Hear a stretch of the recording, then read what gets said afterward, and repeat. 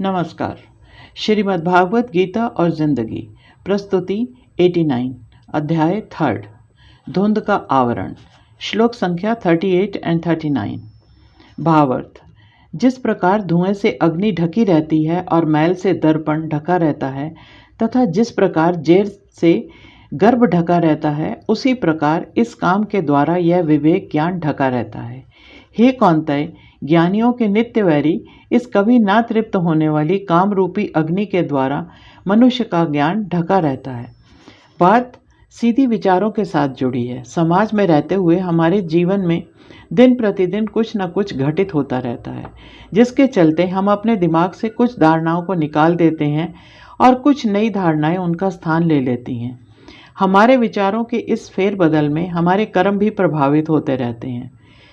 लोग क्या कहेंगे, यह भी एक धारणा है। मैं इसे प्रगतिशील विचारों की राह में आई सबसे बड़ी बाधा मानती हूँ। इस विचार के चलते समाज में रूढ़िवादिता को पनपते हुए स्पष्ट देख सकते हैं। इसके चलते पारिवारिक झगड़ों को बढ़ते बढ़ते कोर्ट कचहरी तक पहुँचते भी हम सब ने देखा है। पता ही नहीं चलता कि ये छोटी छोटी सी बुराइयां कब ईर्ष्या और द्वेष का बड़ा केंद्र बन जाएंगी, समझना बहुत मुश्किल है। हम और आप इसका शिकार हैं या हो सकते हैं, पर फिर भी परिस्थितियों से किनारा करने का दिखावा करते हैं।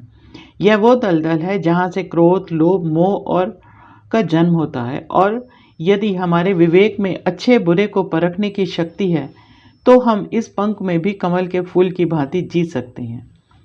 प्रस्तुत श्लोक में श्री कृष्ण ने यही समझाने का प्रयत्न बहुत सरल उदाहरण देकर दिया है। भौतिकता के संचय की होड़ तो मनुष्य में तब से है जब से उसने विकास की प्रक्रिया आरंभ की। इस होड़ में सभी जीव जंतु वहीं के वहीं रह गए और मनुष्य ने इतनी तरक्की कर ली कि वह अपनी ही उपलब्धियों के मोह जाल में फंसता चला गया। आज भी मनुष्य मोह के चक्रव्यूह में फंसा है और आगे भी फंसेगा, यह भी निश्चित है। इसके पीछे मनुष्य की विचार शक्ति छुपी है। पहले अपनी सुख सुविधाओं की खोज की गई, फिर प्राप्त सुख सुविधाओं को और अधिक सुविधापूर्ण बनाने के लिए शोध कार्य शुरू हुए, जो आज भी आधुनिकता की ओर दिन दूनी रात चौगनी गति से बढ़ रहे हैं, उन्नति कर रहे हैं।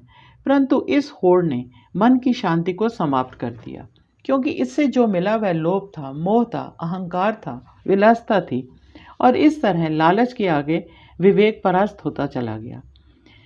सबसे पहले श्री कृष्ण ने धुएं का उदाहरण दिया और बताया कि किस तरह अग्नि से पैदा होकर धुआं अग्नि को छुपा देता है, जिससे कि अग्नि का प्रचंड रूप भी आंखों से कभी कभी ओझल हो जाता है।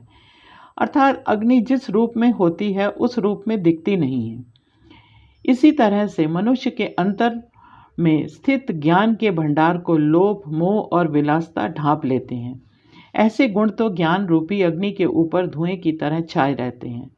मनुष्य ज्ञान के साथ ही जन्म लेता है, पर सांसारिक व्यवहार के कारण उसका सत्व गुण गौण हो जाता है। ऐसे में हमारी रक्षा ज्ञान द्वारा ही संभव है। धुएं का आवरण हटाना होगा। विवेकपूर्ण आचरण ही सत्कर्म है। दूसरा उदाहरण श्री कृष्ण जी ने दर्पण का दिया कि दर्पण यदि साफ नहीं है तो चेहरे को बार बार पोंछने से कोई लाभ नहीं। अंतर्मन भी सच और स्वच्छता दिखलाने वाला दर्पण है, पर यदि सांसारिक प्रलोभनों की धूल उस पर छा गई है तो उसका हाल भी दर्पण जैसा हो जाएगा। मन रूपी दर्पण को साफ करने के लिए हमें स्वयं ही प्रयत्न करना होगा। याद रहे, अपने मन रूपी दर्पण में झांकने वाले हम स्वयं हैं।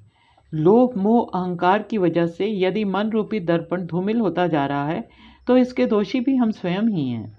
अपने विवेक को जगाने के लिए हमें स्वयं ही प्रयत्न करना होगा। दूसरा कोई समझा तो सकता है, पर आपको बदल नहीं सकता। श्लोक संख्या 40 अध्याय 3 भावार्थ। इंद्रियां, मन और बुद्धि इस काम के आश्रय स्थान कहे गए हैं। इन्हीं के द्वारा ज्ञान को आच्छादित करके यह काम जीव को मोहित कर डालता है। श्लोक संख्या 41 अध्याय 3 भावार्थ। इसलिए हे भरतवंश श्रेष्ठ, तू पहले इंद्रियों को वश में करके इस विज्ञान का नाश करने वाले पापी का त्याग कर।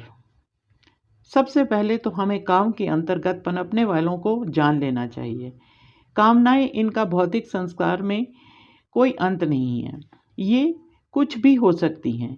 इनकी सबसे बड़ी पहचान ये है कि मनुष्य अपनी कामनाओं की पूर्ति के लिए कुछ भी करने को सदा तत्पर रहता है। साम दाम दंड भेद कोई भी रास्ता अपना लेता है। इससे प्राप्त फल उसके जीवन का अलौकिक सुख है।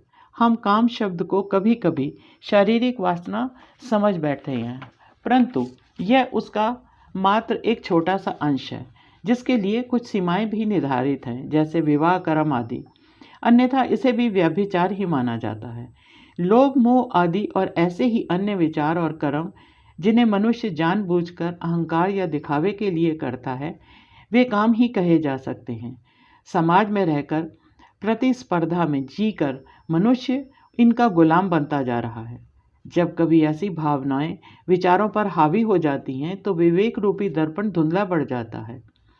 हम अधिकतर कामनाओं के मोह पाश में फंसे रहते हैं और तदनुसार काम कर यह सोचते हैं कि हम कर्तव्य का निर्वाह कर अपना जीवन सफल बना रहे हैं।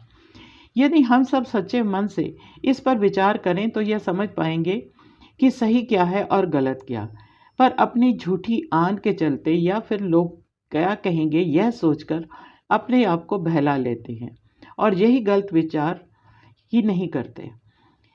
अर्जुन भी अपने मन को आप ही तर्क दे रहा था कि यदि वह अपने गुरुजनों पर शस्त्र चलाता है तो वह पाप का भागी बनेगा और नरक को प्राप्त होगा। वह जानता था कि युद्ध भूमि में उसका कर्तव्य क्या है और उद्देश्य क्या है, पर एक बार मन को जो मोह ने घेर लिया तो वह बाकी सब कुछ भुला बैठा। श्री कृष्ण ने इसी रहस्य को समझाते हुए कहा कि मनुष्य अपने स्वभाववश अपनी इच्छाओं के अधीन होता चला जाता है। उसकी इंद्रियां, उसका मन और उसकी बुद्धि ये सब ऐसे ही विचारों के आश्रय स्थल हैं।